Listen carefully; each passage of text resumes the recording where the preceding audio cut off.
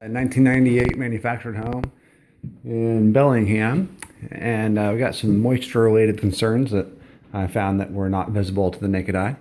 So there was one area on the roof surface that looked like it was recently patched, as well as the ceiling in the kitchen, which looks like it had been recently painted. And so what I did is I busted out the infrared camera here, and through the camera there you can see that dark purplish area right in between two of the trusses. What it looks like, it's darker coloration, it's a colder temperature there, indicating that there might be moisture in that spot, and that's right where that roof patch was, kind of right above this ceiling fan. And so again, to the naked eye, you can't see really any visible staining or any signs of concern with the infrared camera. It leads for further investigation. Then pull my moisture meter out and put it on the ceiling there and see. And we have got, hard to see that with a reflection, but it's 91%. And so I'll kind of go across here, and then it stops there, starts up, and then stops there. So yeah, right between two trusses, looks like we got some high moisture, which may indicate that that leak is active, or there was a lot of moisture inside there when they did that repair. So that can result in moisture getting inside this wall cavity, down into the floor structure. You can have mold, microbial growths in the attic space due to saturated insulation.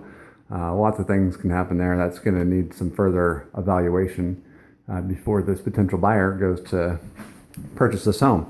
Now, a couple other things we found. A pretty common area around doors that don't have any awnings or covers on manufactured homes because the eaves are usually pretty short. So I always check around the door here, which again visibly looks pretty good, but this is a pretty common spot for moisture to happen, getting around the door frame. And as you can see here, we do have high moisture levels at the base of the door and the floor, likely due to failed caulking around that door there.